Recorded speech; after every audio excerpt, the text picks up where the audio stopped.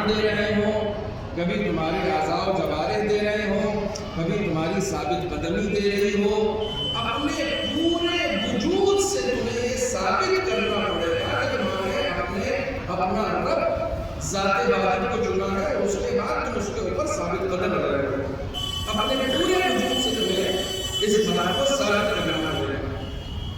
دیکھیے یہ جو سالانہ مجالس کا آپ اہتمام کرتے ہیں، جتنی بھی مجلس ہوتی ہے جہاں بھی ہوئی، چاہے وہ اشارے ثواب کی مناسبت سے ہو، چاہے وہ ایام رضا کی مجالس ہو، یا اس طرح کے سالانہ مجالس ہو، یہ جتنی بھی مجلسیں برپا ہوتی ہیں، ان تمام مجلسوں کا روحانی تعلق کربلا سے ہے۔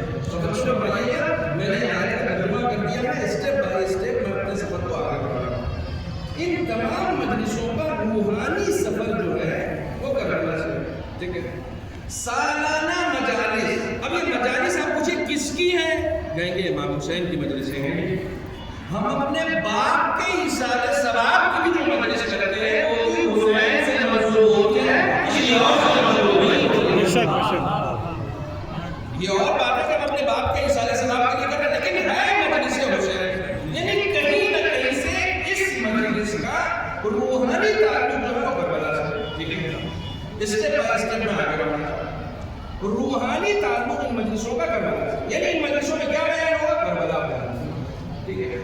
اچھا مولانا کربلا کیوں بیان ہوگی؟ کہا کربلا ایسے لوگوں کی، آیت پہ سے نظر رکھیے گا، کربلا ایسے لوگوں کی یادگار ہے کہ جنہوں نے صرف اللہ کو زبان سے نہیں مانا تھا، کردار سے یہ ثابت کیا تھا کہ ہم اللہ والے ہیں۔ صلوات پڑھیں محمد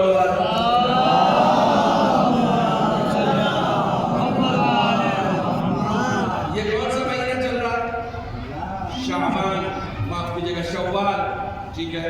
اس سے پہلے جو مہینہ گزرا ہے رمضان المبارک، تاریخ اسلام کی پہلی جنگ ہوئی ہے رمضان المبارک۔ کون سی جنگ؟ جنگ بدر، مشہور ہے۔ جنگ بدر کس لیے لڑی گئی؟ اسلام کے لیے لڑی گئی۔ خندق کس لیے لڑی گئی؟ اسلام کے لیے لڑی گئی۔ خیبر کس لیے لڑی گئی؟ اسلام کے لیے لڑی گئی۔ میں دھیرے دھیرے اپنے مدنے کو ذرا سا اپنے سے قریب کرنا چاہتا ہوں۔ خیبر بہت پہلے لڑی گئی تھی، لیکن آج بھی لوگوں کو یاد آ رہا ہے کوئی خیبر کی لڑی گئی تھی۔ پہلے والی خیبر آقا نے لڑی تھی، آج کی خیبر غلام لڑ رہے ہیں۔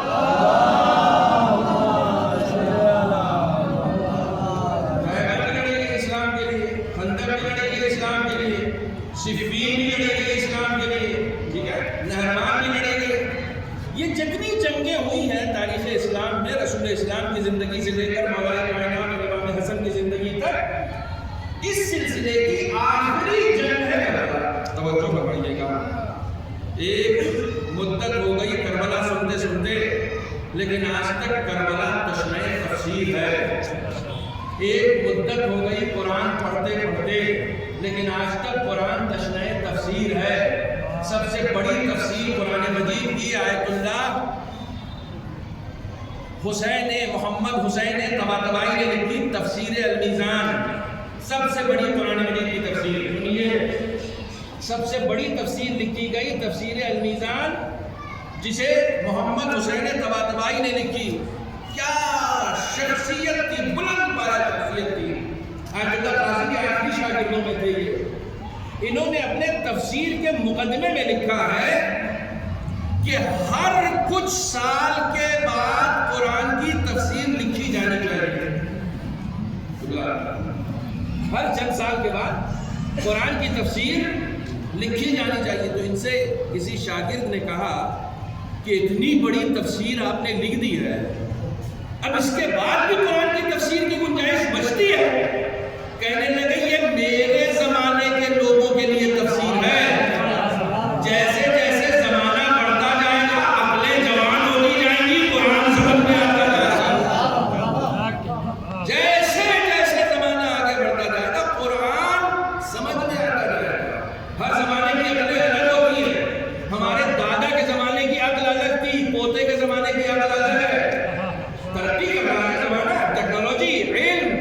علمی میدان میں ہم آگے بڑھ رہے ہیں. تو جیسے جیسے ہم آگے بڑھتے جائیں گے قرآن ہماری سمجھ میں آتا جائے گا. تو صرف قرآن تشریح تفسیر نہیں ہے بلکہ کربلا بھی تشریح تفسیر ہے. جس طریقے سے قرآن کی تفسیر ہر آنے والے زمانے میں ہونی چاہیے اسی طریقے سے کربلا کی تفسیر بھی ہر آنے والے زمانے میں ہونی چاہیے.